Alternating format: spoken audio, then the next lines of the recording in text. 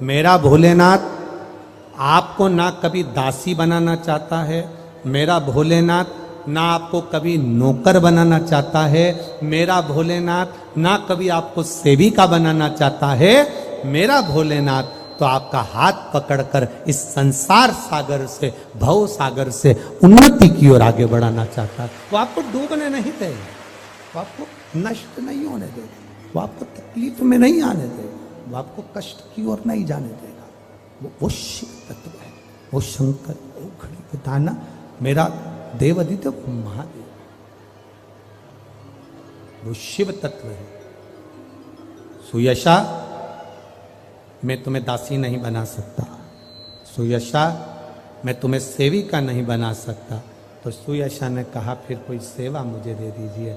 शिव जी ने कहा सुयशा तुम नंदी से विवाह कर लो, और नंदी से विवाह कर कर तुम नंदी की धर्म पत्नी बन जाओगी, और नंदी की अगर धर्म पत्नी तुम बन गई तो जिस जगह पर नंदी मेरे मंदिर के बाहर बैठा रहेगा,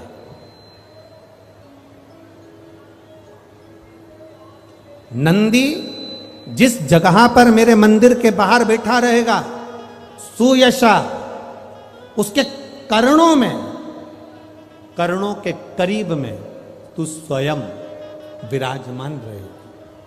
सुयशा, जब कोई नारी, जब कोई पुरुष, जब कोई बच्चा, जब कोई बुजुर्ग, जब कोई भी संसार सागर में रहने वाला मानव मेरे मंदिर में आएगा और नंदी के कान में कुछ कहकर जाएगा, तब तू उसको सुनकर माँ पार्वती से कहेगी, और पार्वती जब मेरे साथ प्रतिदिन प्रदोष काल में, प्रदोष के समय, शाम के समय भ्रमण पर जब पार्वती मेरे साथ जाएगी, तो पार्वती मैया जिसके सामने नंदी को रोक देगी, मैं उसके ऊपर कृपा करते हुआ चले जाऊंगा।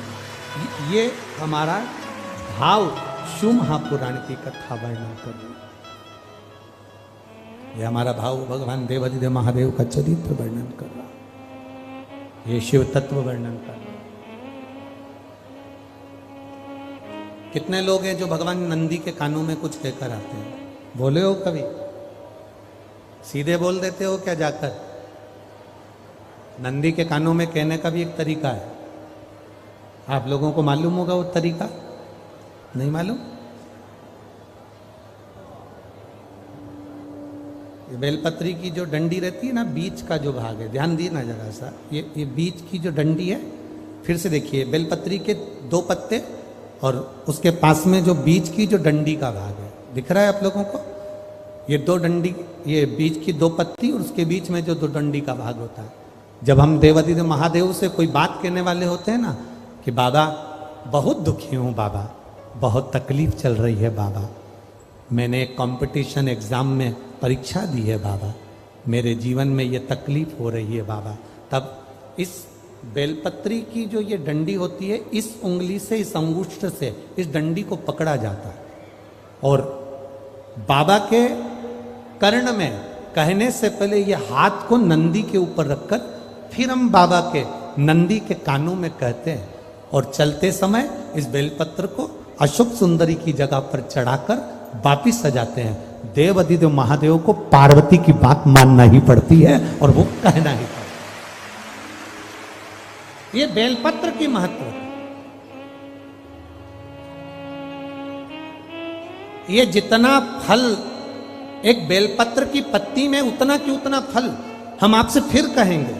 कभी मौका मिल जाए जिंदगी में, कभी तुम्हारे जीवन में अगर मौका मिले और कहीं बेलपत्री का वृक्ष मिल जाए जिसकी छांव तुम्हारे ऊपर पड़ रही हो, तुम्हारे ऊपर अगर बेलपत्री की छांव पड़ रही हो, उसके नीचे बैठकर कभी मौका मिले, एक बेलपत्री का पत्ता मात्र रखकर आप शिव जी का नाम लेकर जल भी अगर समर्पित कर रहे हो ना, तो वो 12 ज्योतिर्लिंग को जल चढ़ाने के बराबर फल प्रदान कर।